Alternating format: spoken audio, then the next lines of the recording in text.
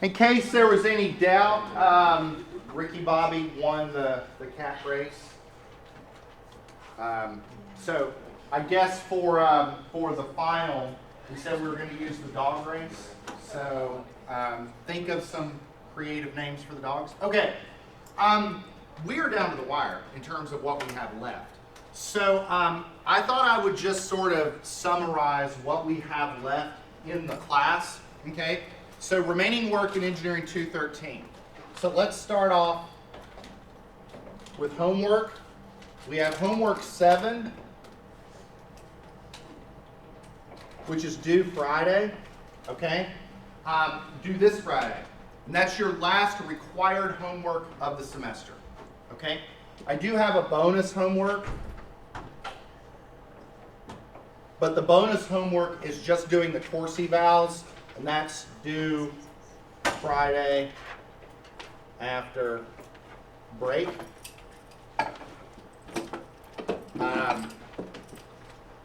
For exams,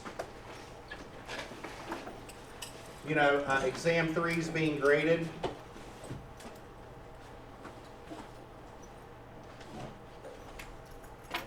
And then exam 4 during finals week.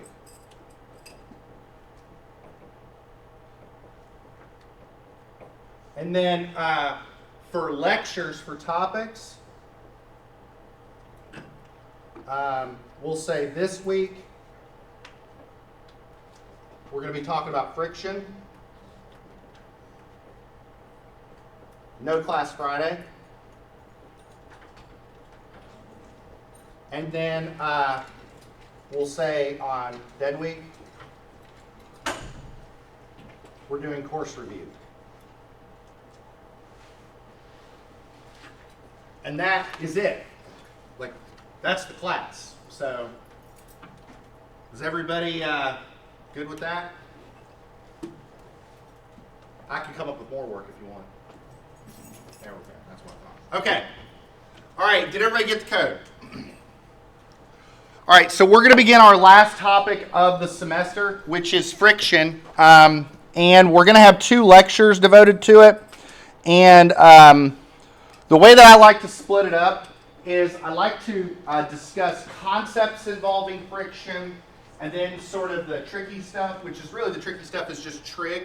So my lecture on Wednesday will probably be pretty short, but let's talk a little bit about the concepts and the related background associated with friction.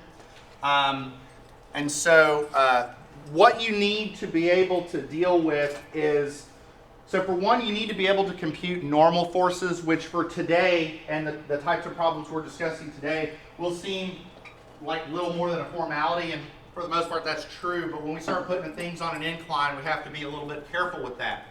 But I do want to talk about coefficients of static friction. I imagine many of you have had physics or maybe been exposed to physics and seen coefficients of static friction before. If you have not, that's fine.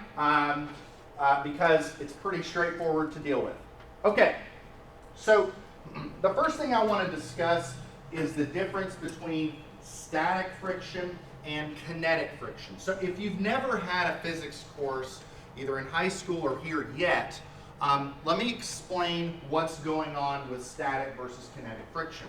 How many of you have ever moved a piece of furniture in a house, like moved a couch or a dryer or an entertainment center?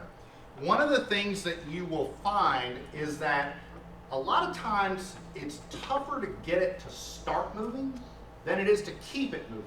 You know, if you got a really heavy object and you're moving it, like once you get it moving, you kind of want to keep it moving because it's tougher to get it to start moving. Does that make sense?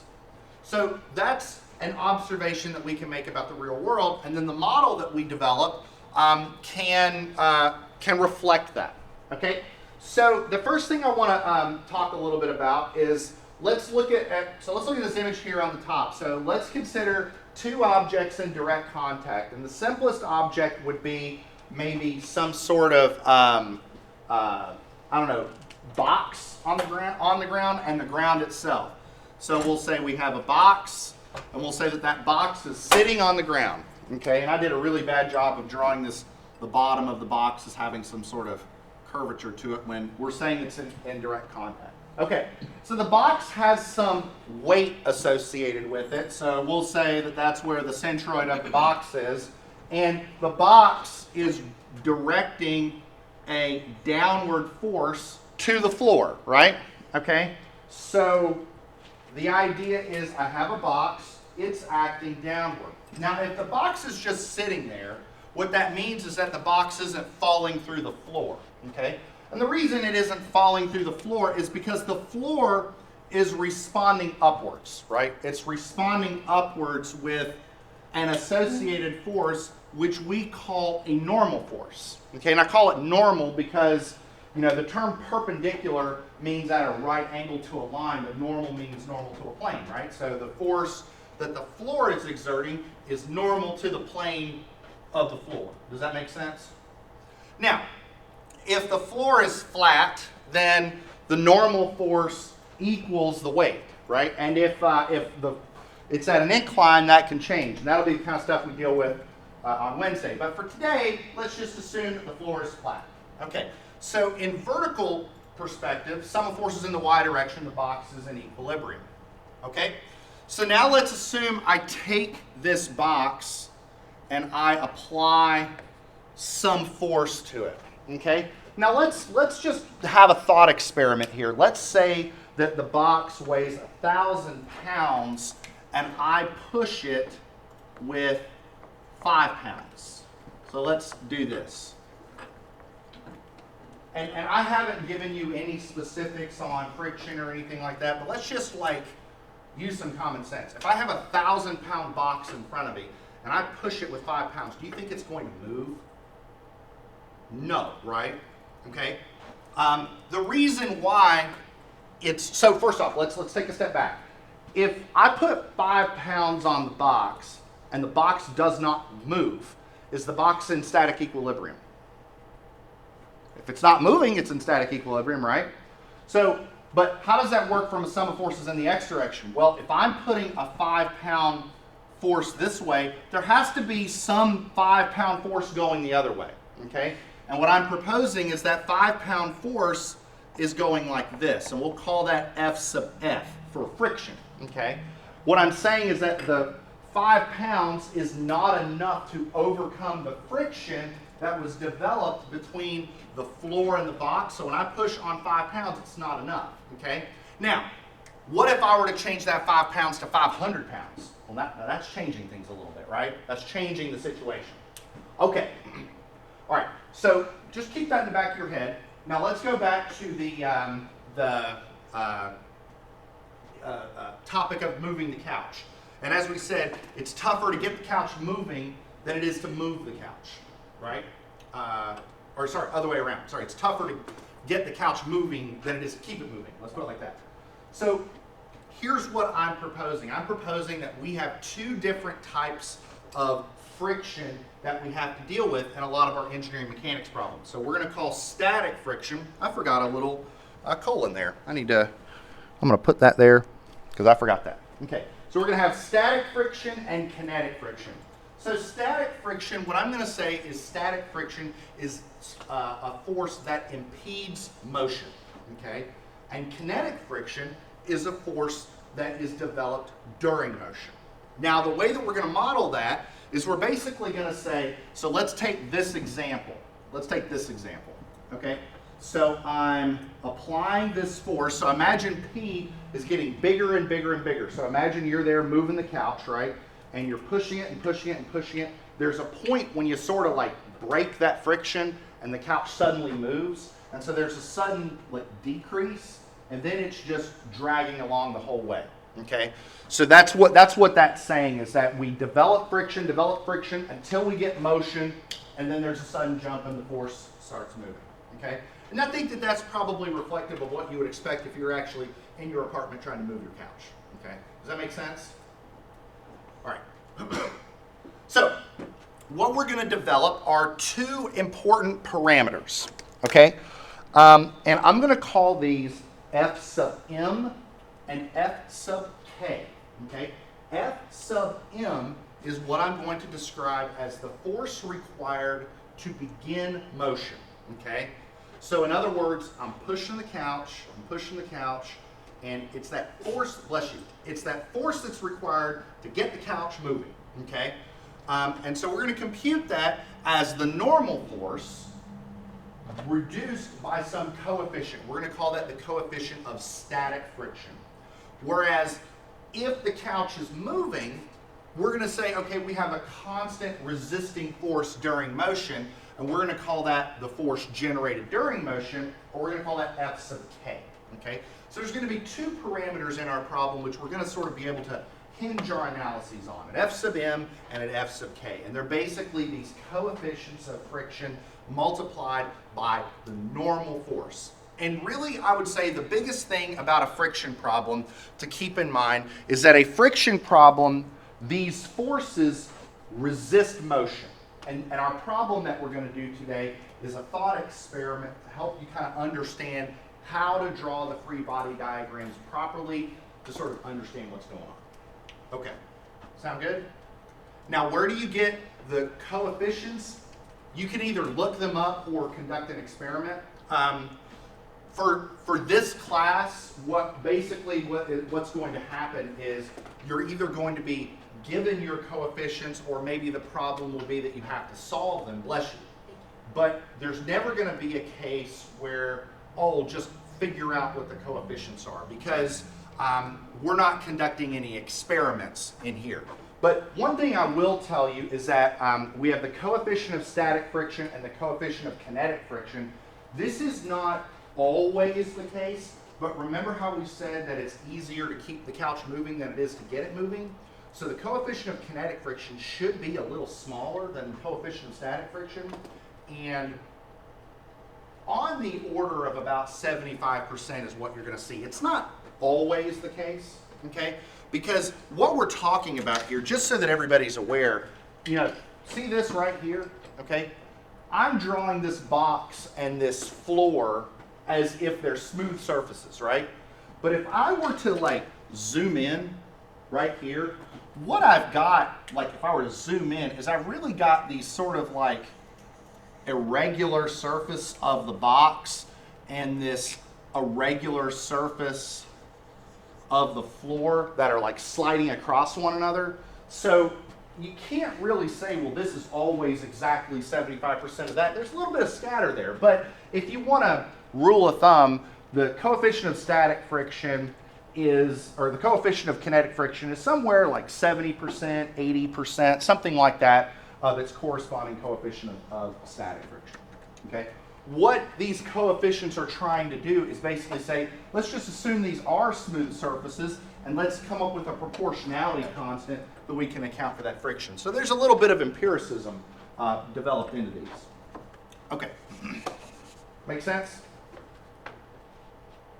All right, what we're going to deal with on Wednesday is what if the box is at an angle, and so we're going to have to do some trig. We're not going to have to do that today, but we're going to have to do some trig on the weight component to recognize that what we're talking about is the force applied by the ramp, okay?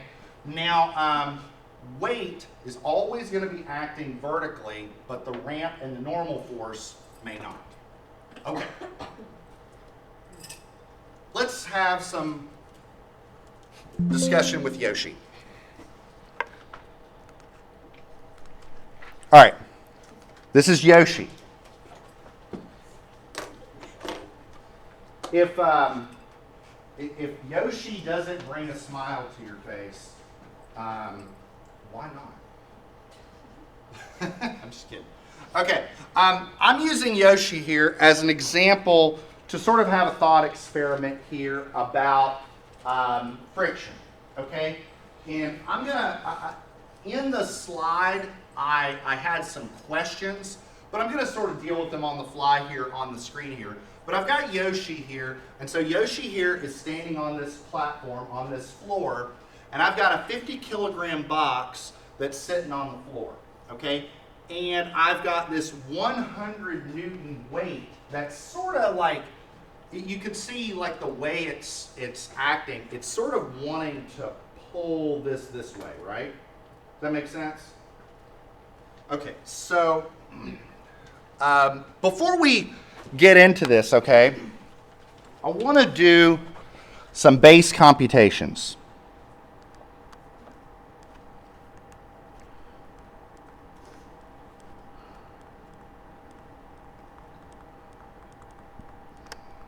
Just so that we're all kind of, on the same page here. So let's look at the weight of the box, which is going to be M times G.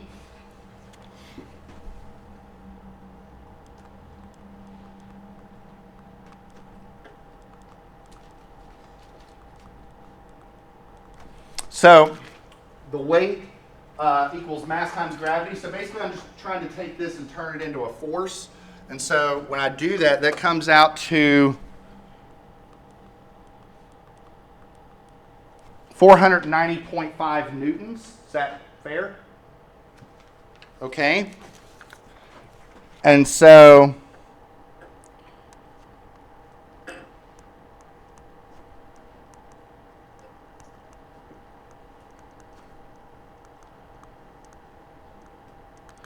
let's look at a base free body diagram, okay? Okay. So let's see. And maybe what I'll do is I'll say a base free body diagram for the crate, okay? So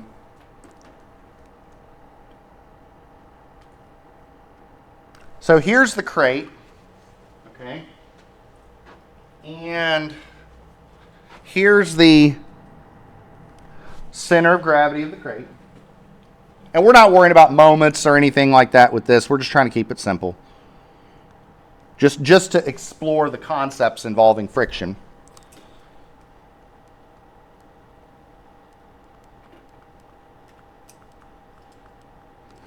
So I have 490.5 newtons. Now for vertical equilibrium to be maintained, I need to respond with a normal force. Is that fair? So if some force is in the y direction,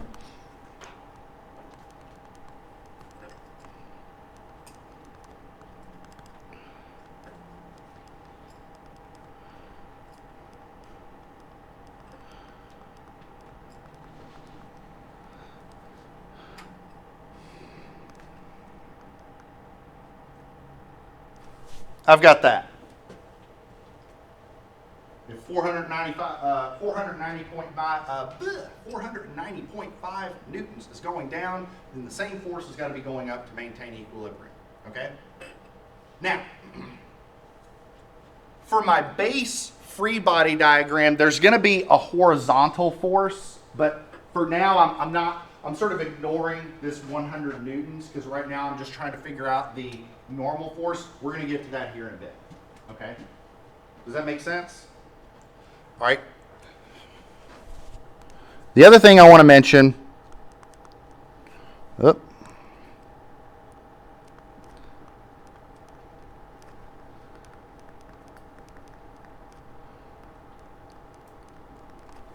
my two base friction forces, so I want to compute those now.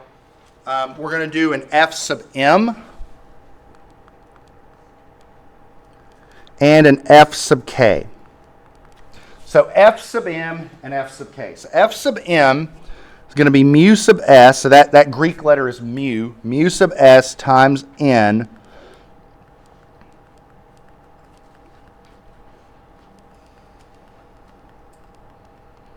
And this is going to be mu sub k.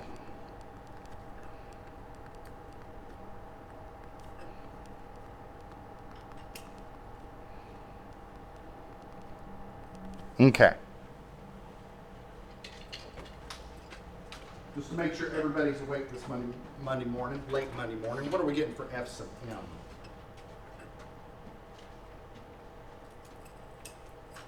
Should be pretty easy.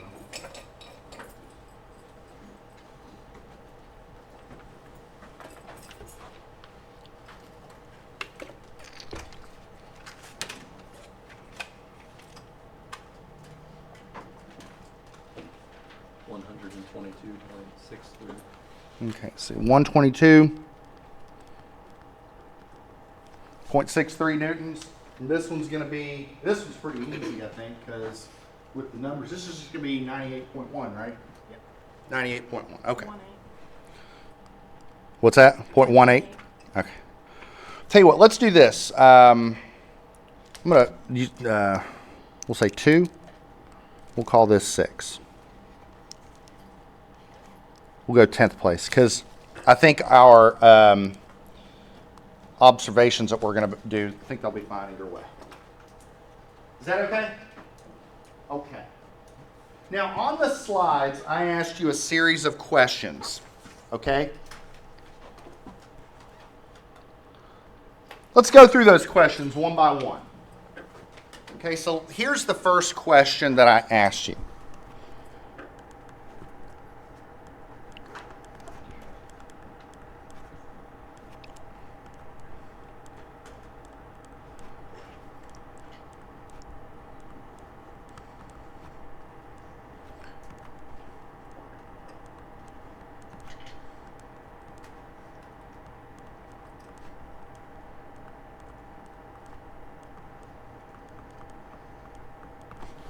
Will the crate move on its own?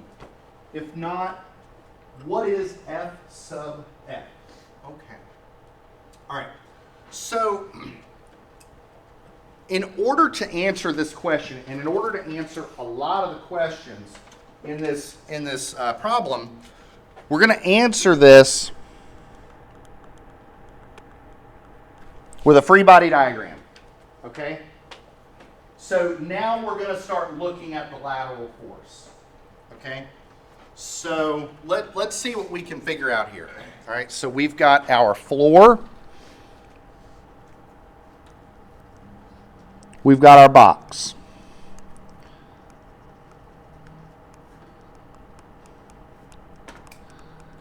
So we've already figured out that the weight is going down .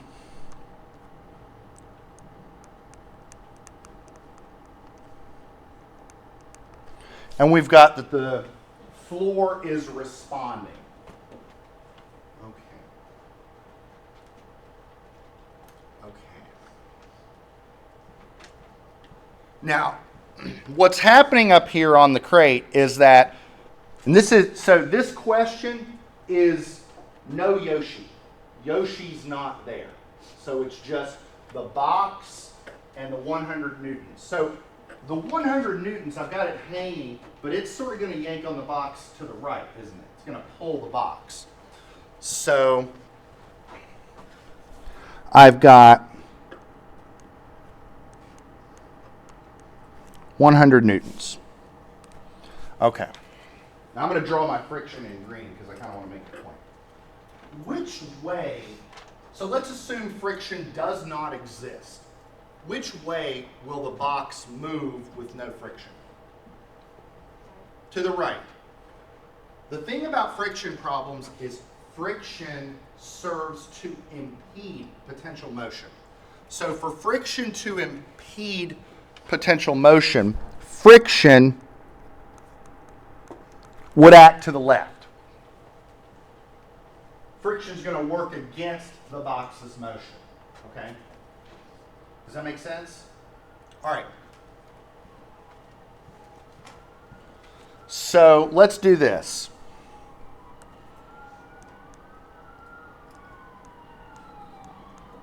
Suppose box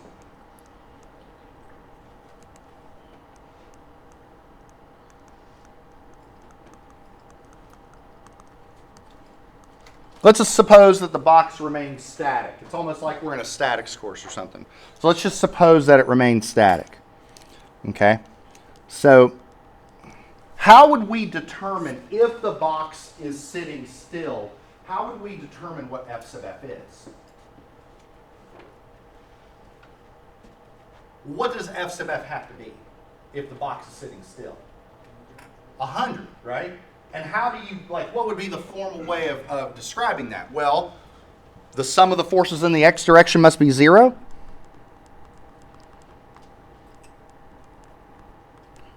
Right? right? Because we've got negative F sub F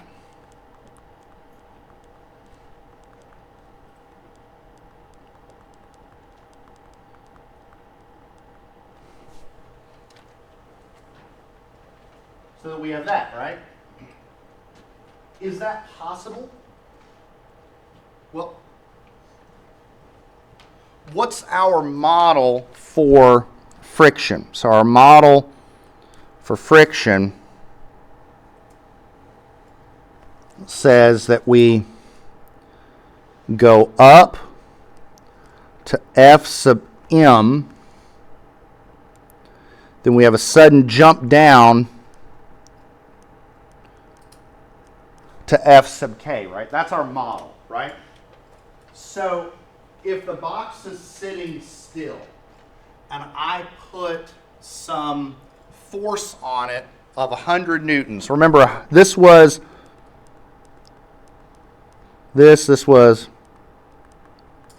something like that, right? Is the box going to move or is it going to sit still? Like, I'm supposing the box remains static. Is that supposition true? Yeah, it is, right? Because in order for the box to move, I have to exceed 122.6, right? So this is one of those things where there's concepts involving friction. Yeah, it's bigger than that, but that doesn't matter because I've got to exceed that for the motion to even occur to begin with, right? So, because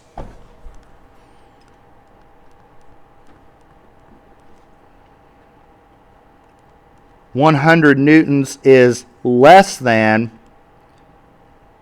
F sub M, no, crate will not move on its own.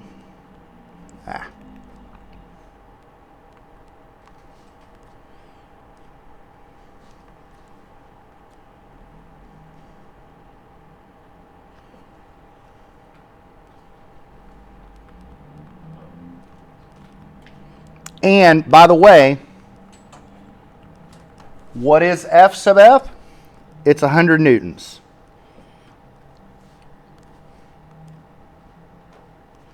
Because that's the actual force that's keeping the box sitting still. Okay? Does that make sense? Everybody okay with that? Okay. All right.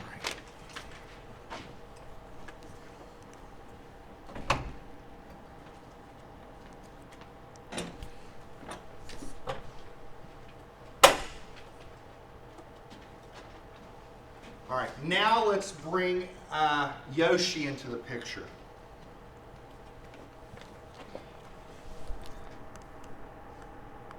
Okay. Now let's bring Yoshi into the picture. Okay? So, all right, can I move on, or does anybody have any questions on this? Yes. Can you just about, like, so also since the weight is 490 and the weight of the box is 100, does that have anything to do with like it's not going to move? I'm sorry, say that again. Since the weight of the crate is 490.5, but then the only force moving it is 100, does that have anything to do with it not moving? Or? So, okay, here's how I'll answer that. So, the crate weighs 490.5 pounds, which generates a normal force of 490.5 pounds from the plane, right? What I'm saying is that because the box weighs this much, it takes this much force to get it to start moving, okay? Now, if you're asking, well, isn't the 100 newtons acting down? What I'm saying is that this pulley isn't really causing it to act down from the crate's perspective. From the crate's perspective, it's just like yanking this way. So if you wanted, I could basically replace all of this with just 100 Newton force going like that. And it would be the same thing from the crate's perspective. Because all the crate is seeing is a 100 Newton force to the right. Did that answer your question? Yeah, I was just basically being like, couldn't, since it weighs 490 and it's only 100 newtons, couldn't you just be like, it's not going to move it? No, no, no, no, no, No. no. No. Okay. So let me answer it this way. Let's take the crate on the floor. Then let's take the same crate on the same floor, but cover that floor in vegetable oil. Do you see what I'm saying? Yeah. What I'm saying is that the ability to impede motion is a function of the characteristics of what the contact looks like between the crate and the floor. And what I'm saying is that that characteristic is defined by this coefficient right here, okay? So to go to the vegetable oil perspective, or if I covered the floor in WD-40, what would that do mathematically? It would take that mu sub s and take it from 0.25 to 0.01, you know, because I would make it a lot more slippery. If I make it a lot more slippery, it's easy to move. Does that make sense? Yeah, that makes sense. Everybody else okay with that? That's a good question. Am I good? That's good stuff. So yeah, no, that's a good question. Okay. Now let's bring our Jurassic conveyance mechanism. Let's talk about Yoshi, because he's a dinosaur. That was a joke, not a funny one. All right. How much force does Yoshi need to use to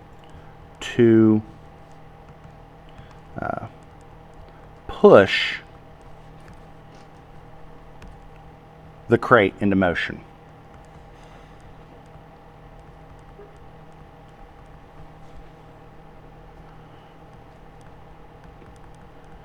And what I'm saying is when I say push, I mean to the right. Okay. So how much force does Yoshi need to use to push the crate into motion? So what I'm saying is, isn't it fun to have a physics example involving Yoshi? Just saying. So again, I'm going to draw this free body diagram a lot, but I think it's important to make sure that we understand the mechanics of the situation. So again, 490.5 newtons, a normal force of this, and then we have our 100 newtons. Okay? Now, what we're going to do is we're asking how much force does Yoshi need to use to push the crate into motion. So what I am saying is that there's going to be a new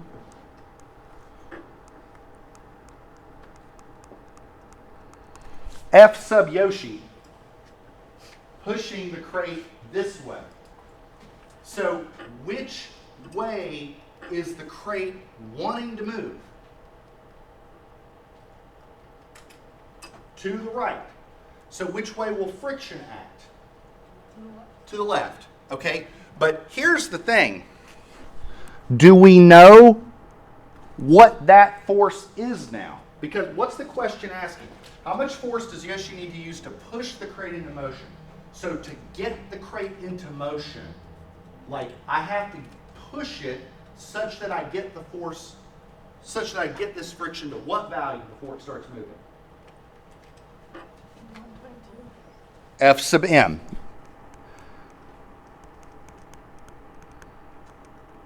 Right? Because if I apply one more newton, it's going to start moving. Right? Does that make sense?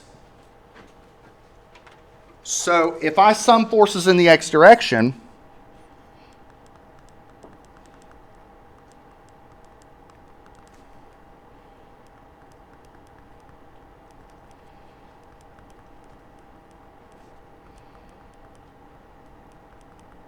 what I've got is I've got Yoshi and the 100 newtons are both trying to cause motion to the right, and it's the friction that's preventing motion to the left. And that friction's got to be F sub m, because that's the point, that's the force at which motion occurs, right? That's what F sub m is. So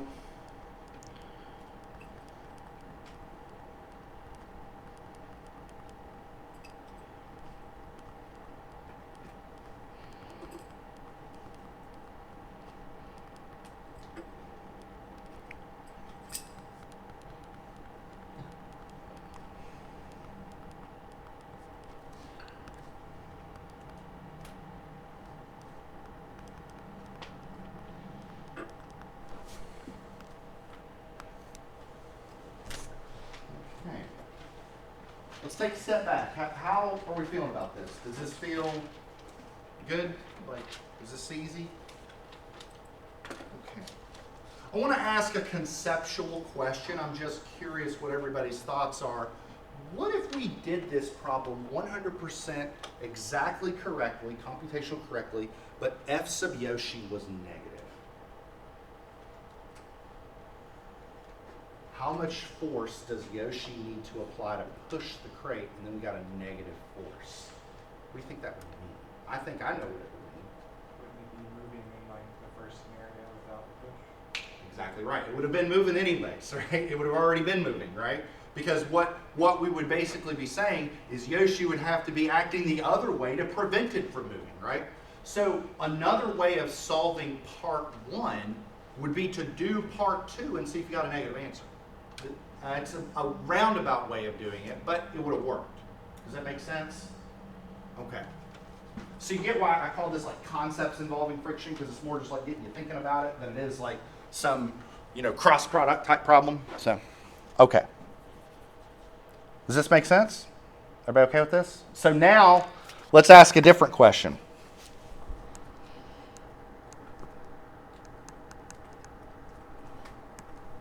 How much force does Yoshi need to use to pull the crate into motion?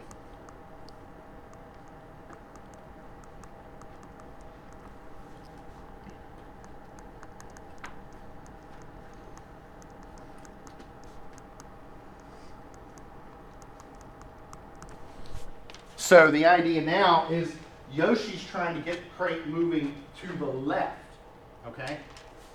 So let's see what we've got here. So again, a lot of these problems can just get solved with an appropriate free body diagram. So let's see what we can figure out. So we've got the ground, the crate, we have our 490.5 newtons, we have our normal force, which equals that. We have our 100 newtons. But now what we're trying to do is we're trying to figure out what this needs to be. So maybe what I'll do is come up here and say question mark and say question mark. Put a little question mark on the note so we know what it is we're trying to do. Okay. So I'm missing something on this free body diagram, aren't I? I'm missing some friction, right? So help me out. Which way does the friction go? Does it go? Hold on. What are we trying to do to the crate? We're trying to pull the crate. Oh, so it goes this way. It goes the other way, right? Friction opposes motion. So the friction is going to go that way, right? Because think about this. Here's the crate. Here's me. I'm pulling it. Friction's working against me, right? And now, how much is that friction force going to be if we're talking about pulling it into motion? It's F sub m, right?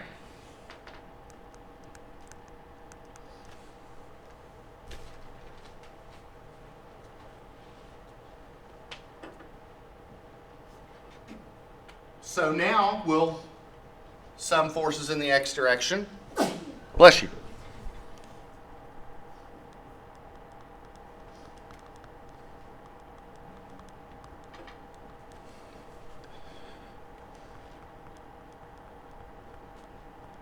A negative F Yoshi, a positive FM, a positive 100 equals 0. Did I do that part too fast? Right? This is going to the right, this is going to the right, this is going to the left, so negative, positive equals 0. So F Yoshi is going to be FM plus 100. There you go. But think about that. Does that make sense? Oh.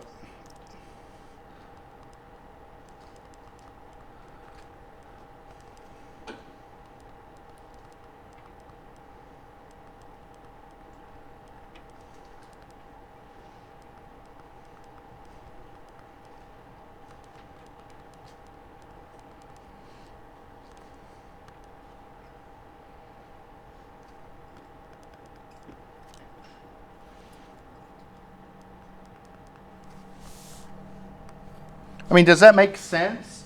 I mean, you've got this crate. It weighs about 500 newtons. There's already a force pulling it this way, and you're having to work against that to pull it the other direction. It's going to take some oomph, isn't it? All right? Does that make sense?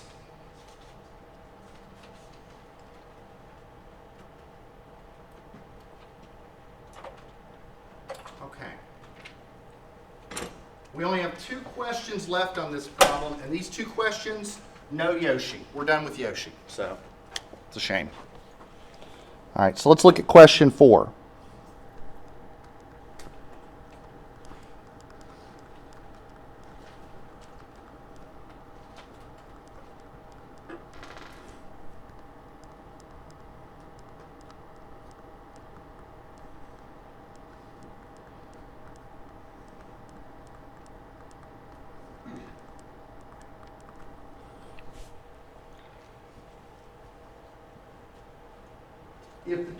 If the 100 Newton force increased to 200 newtons, what is F sub F?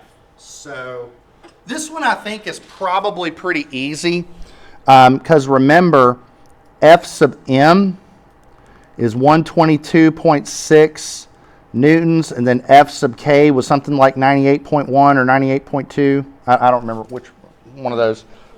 Okay, so okay, so here's the box. Oh, sorry. Here's the box.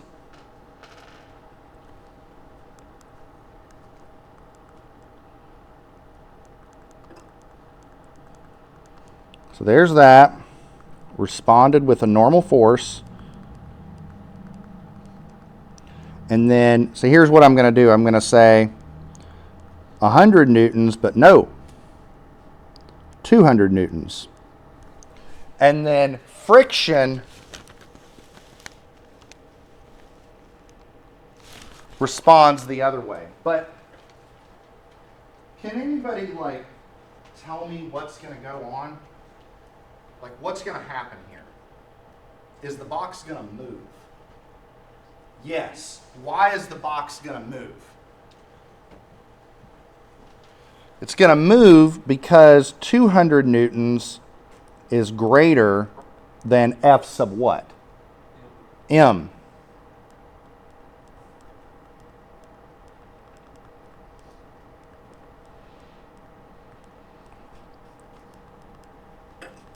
So if that's the case, what is F sub F? It's the F sub K.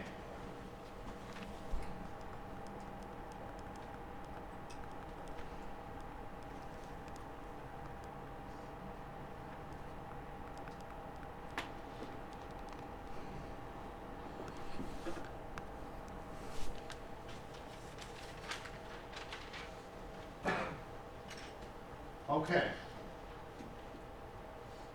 Now for the trickiest one. Does anybody have any questions on this so far? Anybody have any questions? Yes. How did you determine that it was F sub K? Because once it's in motion, the friction is constant. Oh, okay. Yeah, once it's in motion, there's a constant F sub K force being generated. Good question.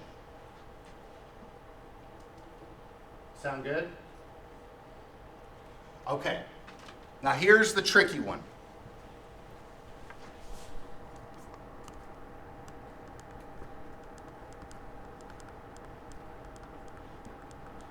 No Yoshi.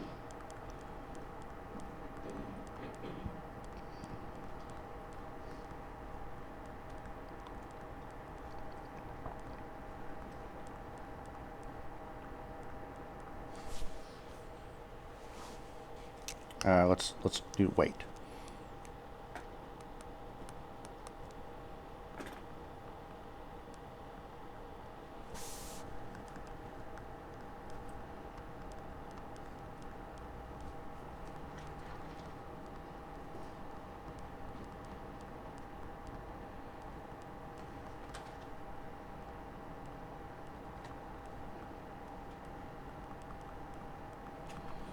Okay. So if the 100 Newton force were to increase to 200 Newtons, how much weight would need to be stacked on top of the crate to prevent motion? Okay, this one's really sort of breaking the problem apart in a real way. So let's recall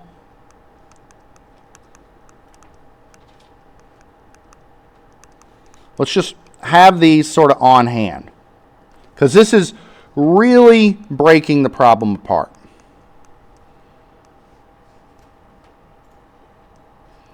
So what do we know? Okay, we know this.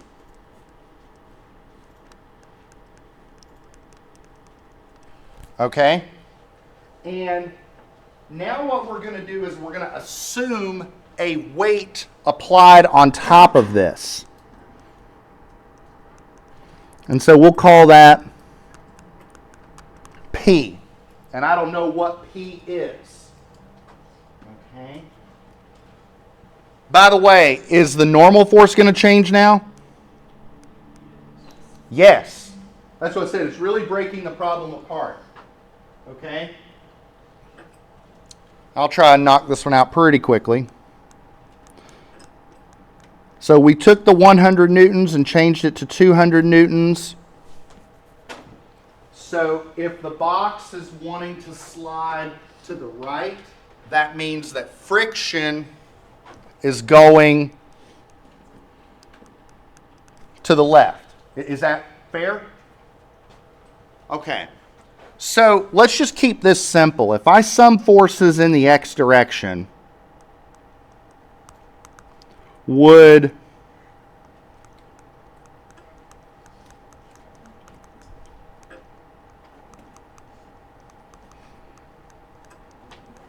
that be true? That the friction force has got to be 200 newtons going the other way? Like if it's 200 newtons pulling to the right, I got to have 200 newtons pulling to the left to keep the box where it is, right? Okay. So, but that also has to equal F sub m, right? At least, if we want to prevent motion, the smallest weight that we can apply has to get us to here.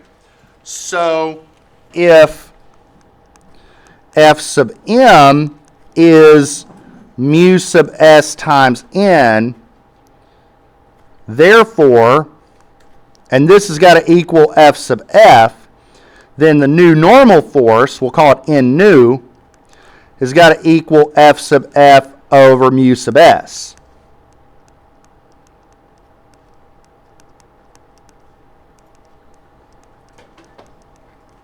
So we'll call this N sub nu. So the idea is if I've got 200 newtons here and my coefficient of static friction is 0.25, I got to have 800 newtons of normal force to get that much friction, right? So how do I get this much normal force? Well, I've already got 490.5 from the box. How do I get the difference? I stack it on top. So if I sum forces in the y direction, and then I know we're running out of time, so I'll be quick on this.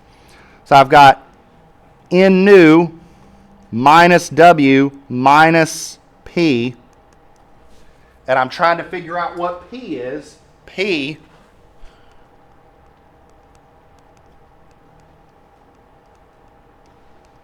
is just the difference. Did I do that one too fast?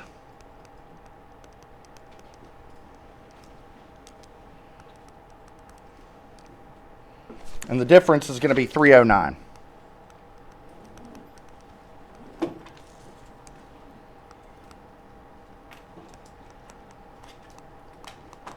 Did I do that too fast? Is everybody okay with that? Like, work backwards. That and that's going to give you 800 newtons, which is going to give you 200 newtons of friction, which is how much friction we need to prevent motion. Does that make sense? All right, I'm going to pull up the code one more time for anybody that missed it. I will see you all on Wednesday. We can review this if anybody has any questions. So.